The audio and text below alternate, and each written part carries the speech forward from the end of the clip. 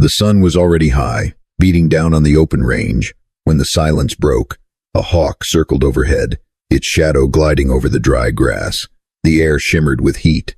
Dust clung to every surface, turning the world a faded gold. Ben was out by the well, fixing a stubborn pump. Sweat ran down his back, stinging his eyes. He paused, wiped his brow, and listened. Somewhere, far off, a horse whinnied. Then, a sound that didn't belong, a voice, thin and desperate, carried on the wind. He straightened, heart thumping. The voice came again, closer this time. "Help, please." It was a woman's voice, raw with pain. Ben dropped his tools and ran, boots pounding the hard earth. He followed the sound past the barn, through the gate, and into the blinding light. There, near the edge of the cottonwoods, he saw her, a woman slumped against a fallen log, her dress torn, her face streaked with sweat and dust. She tried to sit up as he approached, but her strength failed. She collapsed, clutching her side. "It's burning." "Please don't leave," she moaned, her voice barely more than a whisper. Ben knelt beside her, careful, gentle. He saw the blood on her dress, the way her hand pressed hard against her ribs. Her skin was flushed, her breath shallow and quick. He could feel the heat radiating from her body, see the pain etched deep in her eyes. "Easy now," he said, voice low and steady. "You're safe. I'm not going anywhere." She looked at him, fear and relief mingling in her gaze. "Don't leave," she pleaded again, her words slurring. "It burns. Inside." He nodded, heart pounding. "I'll stay. I promise." He glanced around, searching for help, but the land was empty, silent except for the wind in the grass. He knew he had to act fast. He lifted her gently, careful not to jostle her too much, and carried her back toward the house. She whimpered, her head lolling against his shoulder. Inside, the house was cool and dim. Ben laid her on the sofa, fetched water, and soaked a cloth. He pressed it to her forehead, watching her eyes flutter open and closed. "What happened?" he asked, voice soft. She tried to speak, but pain twisted her features. "Fell on a branch. Cut my side. It's burning. Can't breathe right." Ben's jaw tightened. He pulled her hand away, saw the blood seeping through her dress. He fetched his old medical kit, hands moving fast but careful. He cut away the fabric, revealing a deep, angry wound along her ribs. Red, swollen, already hot to the touch. He cleaned the cut, wincing as she gasped in pain. "Sorry," he murmured. "I have to get the dirt out." She nodded, tears slipping down her cheeks. "Just don't leave, please." He wrapped the wound with clean cloth, tied it tight. Her breathing eased a little, but the fever in her skin worried him. Infection. He'd seen it before, knew how fast it could take hold. He sat beside her, watching the sunlight crawl across the floor. The world outside was bright and open, but inside, the air was thick with worry. He listened to her breathing, counted every shallow rise and fall. She drifted in and out of sleep, her hand gripping his. Every time she woke, she looked for him, fear flickering in her eyes until she saw he was still there. Ben stayed. He watched over her as the day wore on, the sun climbing higher, the heat pressing in.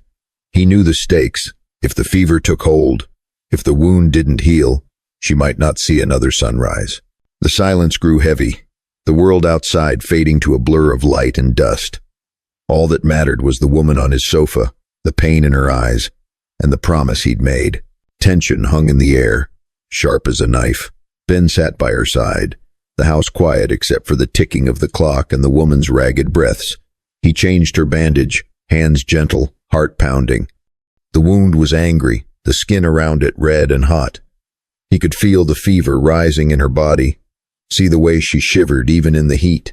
She opened her eyes, searching for him. "You're still here," she whispered, voice thin.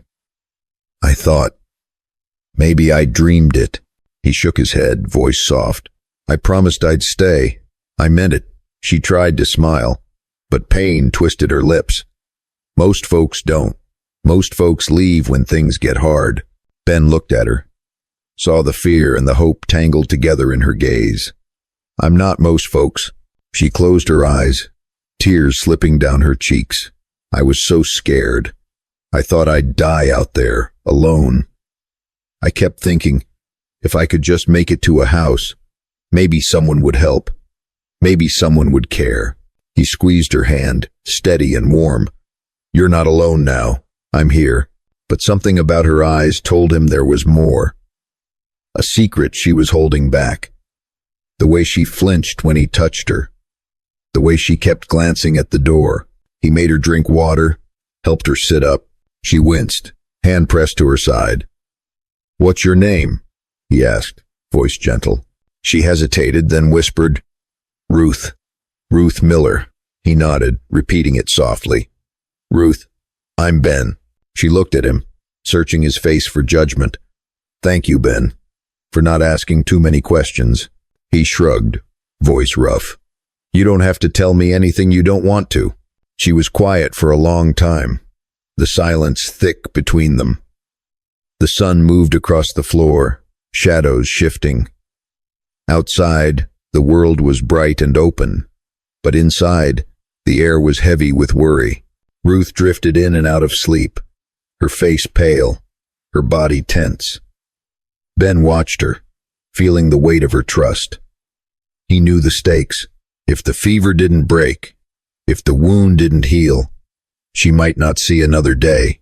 He checked her bandage, careful not to wake her. The bleeding had slowed, but the skin was hot, the edges red.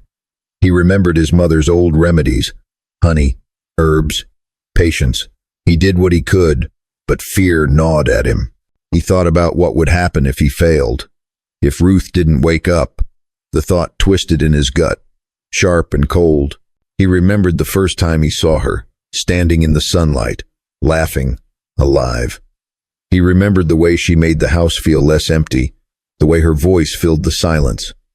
He couldn't lose her, not now. The day wore on, the heat pressing in. Ruth woke, her eyes glassy with fever. Don't leave, she moaned, her voice barely more than a breath. It's burning. Inside. Please, Ben, don't leave. He wiped her brow, voice breaking. I'm right here. I'm not going anywhere. Vibration. The wind rattled the window, carrying the scent of dust and wildflowers. The world outside was bright, but inside, the storm was just beginning.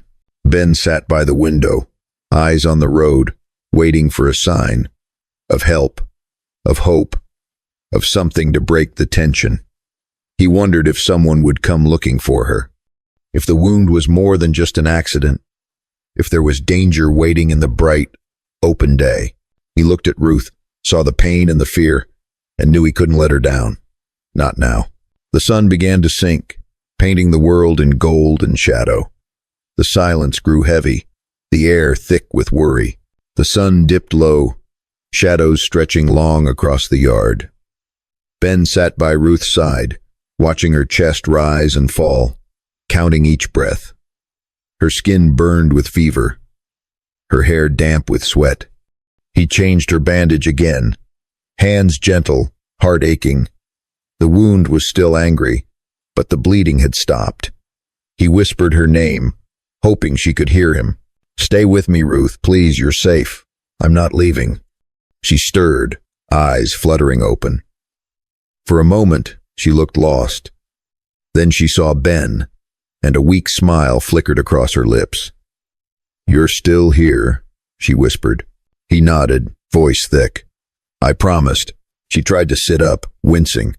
He helped her, careful, steady. She leaned against him, her head on his shoulder. I was so scared, she said, voice trembling. I thought I'd die out there. I thought I'd be alone. He wrapped his arm around her, holding her close. You're not alone. Not now. Not ever.